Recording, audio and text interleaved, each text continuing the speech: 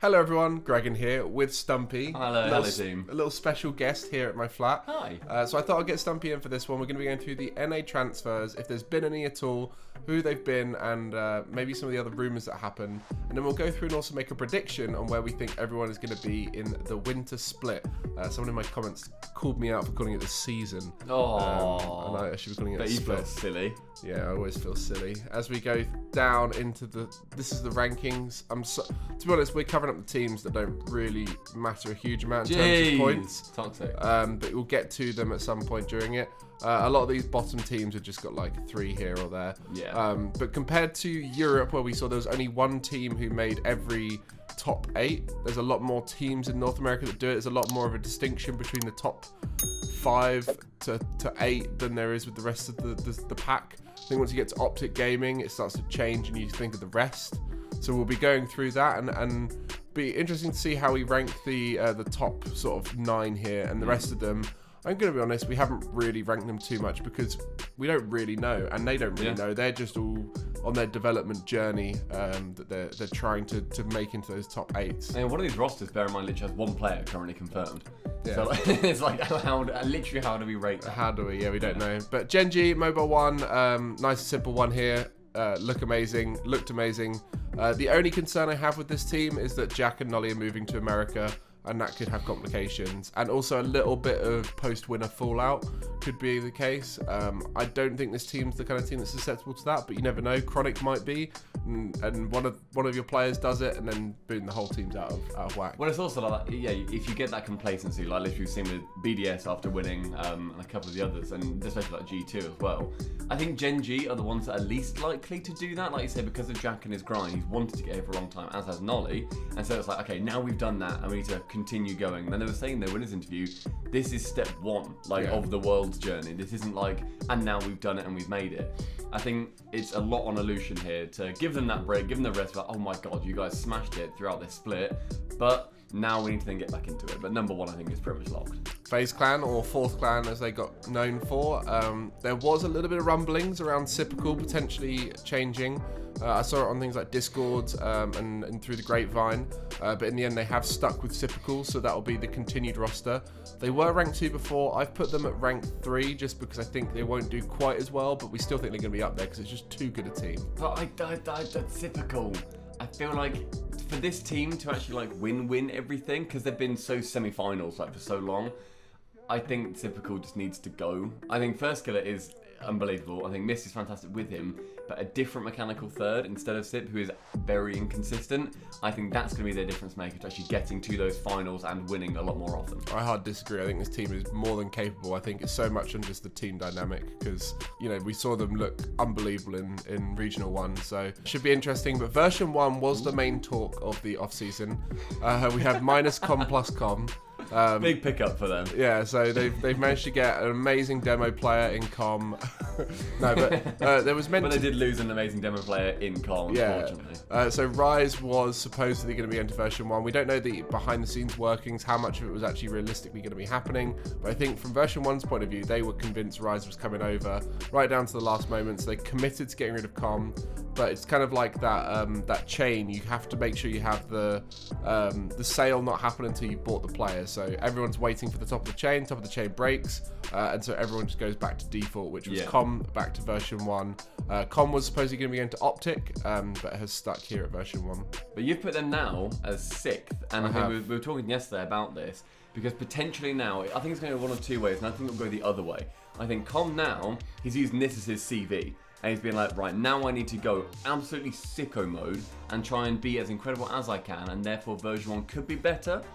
Or it can just swing the other way. He goes too solo, he tries to show off more, and realistically, that should be more on beast mode to do that with the on-ball stuff. So. You've seen him do that one clip on Twitter, and now you think he's a god. Yeah, exactly. Yeah. Space Station Gaming, they were 4th last season. There was some rumblings around Arsenal, similar way to Sypical, on shift and stuff. But in the end they have stuck together, and I think all of these rumblings are fair in North America. After hearing Rise on the market, there's going to be some changes in some of the top rosters. You do start to look around and maybe start testing out, but what this does is it highlights who the weakest player on a team is. And so there is going to be concerns now, and like you said, it goes one of 2 ways. It really pushes them so they start working harder, or it means that they end up just getting worse and then getting kicked anyway. Yeah. And I predict them to be 5th, just because I do believe Space Station are just too good a team to not be in that top 5. But equally, this was one that we sort of fluctuated on and I think could be out of the major contention too. I think this is where a change also should have happened. I think they see a bit more shake-up in North America to try and battle for the top. I think Arsenal out of those 3 is also the weakest and is the more inconsistent one out of them too. I don't know who I would have put in because I don't know who was available at the time that they were potentially looking. And obviously they stuck within, there wasn't too many rumours about Arsenal. But I think, again, for SSG, Dan, he needs to be winning regionals. This team is not the one that's going to win him regionals or events especially. So I think there needs to be a change for Dan's sake. Get B mode in there. Let's do that. Why not? Let's go mad. I mean, I think that's part of the problem. That's why they stuck with Arsenal, because there wasn't a good option in place. G2, nothing in the rumours. They were 5. I've put them 2 because I think that was a bit of a wake-up call last split, and they bounced back after wake-up calls pretty well. Yep, I fully agree. Yeah, they didn't need to change. They're still a very, very good team. I think 5th is not good for them, and I think they very much know that. And they said their bounce back ability is one of the best that they've got, especially since they're so veterans. So I think 2 is good, 2's decent. NRG. Oh boy! Oh boy! Do you think they should have changed? Yeah. Okay. I think all 3 of them should not be on a team together anymore. Okay. I think they're all brilliant, but they should not be on a team anymore. Okay. What's your thoughts, mate? I mean, they came 6th, which is still reasonably good. They had some good regionals. They're very consistent in what they try and do, but I just don't think it's a winning game plan. Yeah. But then equally now, Johnny's got some time to actually work with the team rather than just coming into a sinking ship when Sis left. And having to try and sort of turn it around. I don't think he's got enough buckets to throw the water off that sinking ship. But we did hear rumblings of Justin. To Furia. To Furia, but that didn't end up happening. So we'll see what happens, but there you go. Let's see if Johnny can use his bucket now. I predicted them 6th, because I think they're just going to be that bubble major team. We have predicted 2 6th teams, right? Yes. So V1 and NRG. It's very common for teams to be at a similar ranking. And also, I didn't want to split them up. I think I want my dream team. Is now we've seen all the teams that want my dream team. I want Dan, I want B mode, and I want Garrett. All right, but I want Garrett to be just going full grind, full sicko mode to then catch up with the other 2. And they have to go through go through the open qualifier. Yeah. Honestly, banter. Yeah, do it. I think that's better. Complexity, no changes here. I think they have the potential to make the major. I put them 7th, but they looked really good, and I think they had some issues at first with CRR. Settling into North America, some personal issues. But I think if they're playing well, they've got every ability to go on and make top 4s in regionals. Yeah, fully agree. I think they can do a lot more than they've shown already. CRR is an incredible player. He's absolutely disgusting. And with that team as well, and what they could build together with the support of Complexity, we've by no means seen that realised. So yeah, I think that's a lot to build on. Right, now this is the big one. So Furia, we mentioned about potential of Justin to Furia. Now the reason for that was they were looking to remove Kaio, who was probably the weakest player on the team for the majority of the time, and I think a lot of it came down to the style that he was being forced to play since their successful summer last year. Kaio has been removed and Lost has replaced them, we think. I don't know if Lost has been confirmed at this point, but that's the main rumour that's going on there. Well, he tweeted, didn't he, with like saying confirmed or whatever, and Jack was like, welcome to North America or something. So, but then again, they always tease all of these things. So I feel like he probably is, considering we've not heard anything else. Yeah, and I think, so we got Lost, and that's going to mean there's a player missing on his ex-team. Who's he on? Club. Yes. So Club are or being now picked. Nip, potentially. Yeah, Club are now picked up by Ninjas in Pajamas. So South America are gaining Kaio back, we believe, and Ninjas in Pajamas coming in. So all quite interesting stuff for the South American scene. I think South America's probably got the most interesting off-season, if you include the likes of the South American players in North America. I predicted them number 4 because I think they're finally going to start playing good. I actually like the way Lost plays, but I can understand why he could be quite good on this team because he is very good. And like if he gets in a system like this, he might not feel the need to be as rushed as he does. I think it's the boldest move this off-season, for sure. Seeing as how well they did at Worlds, how well they did the previous season, and even at the, getting 4th in North America, or sorry, 7th in North America before, it was not where they needed to be. But I think dropping a player after that one bad result, it's always sketchy to me. But I also like that ambition, and they're always a lot more daring than I ever would be, because I'm always too scared to ever think, we should change actually until it's too late. Look at this. Coach Ferrer with Zen on our... This is the Vitality page. Oh, right. I was going to say, wait, when did Farah move to NA? Ignore the Farah and Zen. I just forgot to add in their actual coach. Because I got You're hearing it right, ladies and gentlemen. Zen is going to Optic Gaming, which is incredible. How do you think he's going to play alongside AJ? I think we should move on from this bit. So there was rumblings of Com going there, but in the end they went minus Magic Bear, plus Magic Bear. My big concern with this team is the way they sort of see Magic Bear as the weak link. It comes across in the way they talk about him and in the comms, like, it's all right, Magic Bear, you're not used to this level of pressure and stuff, you know. I don't know how much of that is true and how much it is people overthinking it, but their coach isn't Farah. Who's their coach? Oh, God, I can't even think. I don't know, mate. Here we go. Actually, no, I do know. Their coach goes by the name... Keep clicking. Their coach goes by the name of... Actually, one of my favourite coaches in the RLCS. Hurry up clicking real quick. Yep. They go to the North America tab. Yeah. One of my favourite names. They've done a fantastic job so far, I assume. If you just go back to like the full... Yeah, let's qualify this. No, not in there. Because they're good on saying they're their coach. That's on Wikipedia. Again, one of the best that I think we've seen throughout all of these events in Raw Greg. Big man Raw Greg is one of my favourites. Because his name, Greg, a lot like yours. Yeah, very forgettable. Jesus! The thing is, I did actually know that because I was speaking to someone about it anyway. You can't just say I did actually know that after going through. No, but I heard, anyway. Pathetic. Right, so wait, where are you putting them? 8th? 8th. I just think they're going to be the bottom of the top. Yeah. I don't think I disagree with that either. I feel like, and also if you're shaking the player that needs the most confidence, like in Magic Bear, I don't think that's necessarily a winning plan.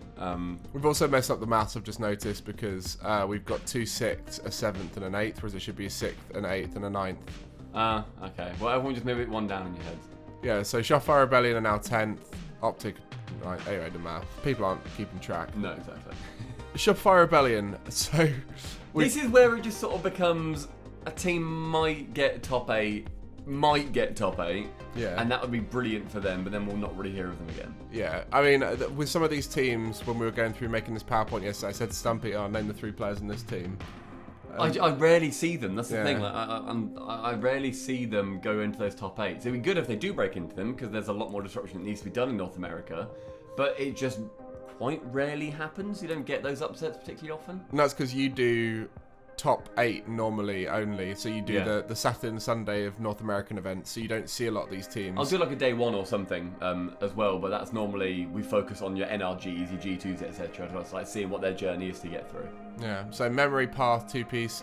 These guys were the best of the rest in the beginning of this season in the full split, and then now they've sort of not done as well. And towards the end, we saw Dignitas and Knights rise. No, was it Dignitas? No, it was Axel and Knights rise towards the top. Axel did really well. Yeah, and I think Dignitas is an interesting one to see what they've done. But these guys have stuck together. They think they're in a good position. I predicted them 10th. It says 9th, but that's just because I messed up the numbers. Axel, Ajax, Gimmicks, Toasty, similar kind of thing. They look good towards the end.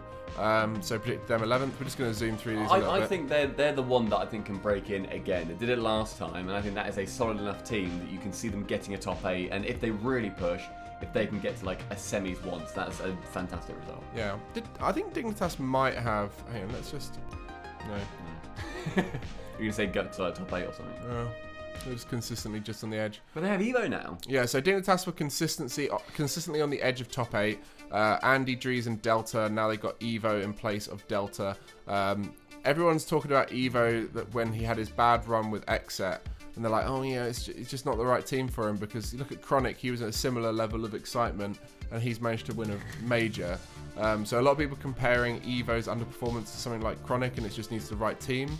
Whether this is the right team for them, who knows? But I don't know what we'll see of this Dignitas team going forward. And his name backwards is Hove.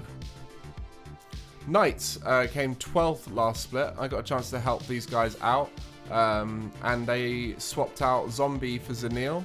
I see this as a bit of a sideways movement. I think Zombie is a good player. I think Zanil's a good player. I think they're both good players, and I think they've just sort of switched out a comfort pick, and I think this could lead them to do better. They're on a upward trend. Last regional they got top 8, and they look good in the early regionals as well. Looking at some of their gameplay, they just capitulated against some teams later on in the Swiss once they got themselves down after a loss. So we'll see if that changes for them. I predict them to be 11th, whatever that means. Or 12th now. Yeah, I guess 12th. So sort of hovering around that on the edge of the sort of the top of the rest, but not quite as good as Shopify and Axel. To be honest, who knows? With these guys, they could all swing around. There's like your top 8 is relatively set, and then your 8 to 16s are also relatively set, and they'll just sort of move around internally in their own little bubbles. And the main way they'll move around is if they have one pop-off tournament, right? So like for the most part, they will have a similar spot to each other, and then they'll just have one event. So for Knights, and they got their top 8. They got their top 8, so that puts them above the rest. And then like they didn't even make one of the regionals, so that put them below Dignitas, who did make top sort of 12 in every regional. So then we got Koi. So Koi, really exciting org to have it in Rocket League. So Rogue has been replaced by Koi in a few different esports. Great logo. You love Koi. I like that. It looks like a fruit. I really like it. So Koi is similar to that of Moist and K-Corp, etc., where they've got a big face of the team. He's a League of Legends Spanish streamer, I believe. I don't know much about him, but if he does viewing parties, that's going to be huge for Rocket League. And they've picked up Knight, we believe. I haven't bolded and italic this, but Taroko went before the final regional where Corrupted G had to play. So they were looking for a player for quite a while in the off-season. They've selected Knight, we believe. And if they do, I think that's a good addition. I think that gives more firepower. It means that Gyro doesn't have to play as aggressively, so Gyro can play a little bit more of a support role. So that'll be interesting to see how that works out. Aqua's sort of splashed and done nothing since he came into the scene, and he's definitely got a lot of potential. So I think, he's the one that I think a lot of people are going to look at most on Koi, because you see Aqua in the same kind of breath as Evo, where it's like did so well in ones and incredibly through that kind of run, but then when they get to threes, it hasn't translated yet. I think being able to go alongside Knight up front and then having Gyro take that slightly more back role, it means that he's able to show off more what he can do. We've seen a lot more of those 1v1 players. As soon as they have support, they then feel more comfortable to be quicker, go for those sort of lower 50s and actually keep control of the ball. A lot of the time they end up having to do the disruption to get possession to do the outplays. Yeah. Whereas you want them to either do the disruption and focus on that purely, or be the one who waits for the disruption to happen and do the outplays. If they try and do everything, they just don't have enough boost or space to be able to do that kind of stuff. And then we got Sol, who I think they've just capitulated. Drew left November 11th. As you mentioned, Knight is now likely going to be going to Koi. So that left Stealth alone. So I think this is, as a team, is a complete reset. Winter prediction, I'm not even going to bother because it's pointless. We have one player in there that we know. Nefarious, they were also ranked 15th last season. Adam, Buddy, Diaz. Great coach name, Space Beer. Space Beer. Great name. I'm sure that wouldn't be allowed if they did better than this. Probably not. Transfer window activity, who knows? I don't think there is anything going on. But I put them 17th, and I feel that's harsh. The reason why I put them 17th is because there's going to be teams coming through, and I think that's the thing in North America. There's a lot of teams that didn't make top 16 who've got potential, and I do just want to give a little sort of note to them. And you'll get a chance to see some of these in these bubble tournaments that happen in North America for the outside of the top teams. Crew, Dark Zero, Luminosity, Lil Stepbro, Limitless, and this is not even including some of the teams that are forming without orgs. And this is something that's cool about North America. There's a lot of orgs looking after teams that aren't in that top 16. And they will have support. I've been coaching consultant for Dark Zero now. I'm excited to see what they do.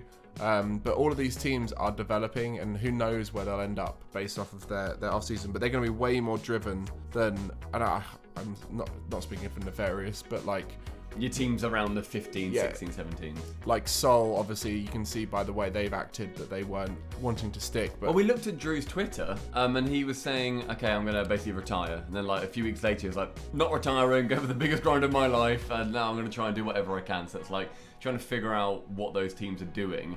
And then that opens up the gaps, I think, in that 8 to 16 realm to then have other teams come through. And hopefully they do. Hopefully we see a bit more of a shake-up in those kind of lower spots. But I think the ultimate thing to watch will be Furia, because I think that's the most interesting one. And also how the off-season stuff has affected teams. Whether it be the teams that were very officially minus the player plus the player, or the teams where they had a little bit of looking for replacements from what we've heard through the rumours. So I'm excited for this next season, North America.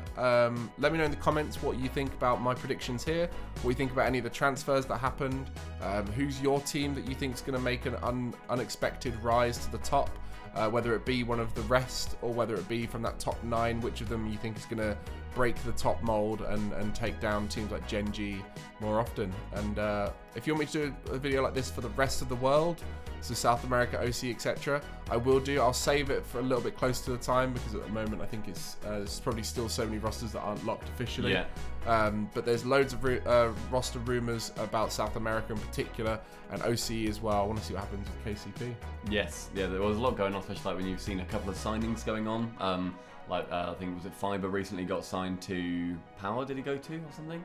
Don't know. Well, there was a lot of movement going on in OC, which we've not had for a little bit, I feel. So lots of shake-ups, which is quite nice. And thank you very much, Stumpy, for coming on. That's right, let's go get some breakfast. Yeah, please. All right. My God. All right, bye.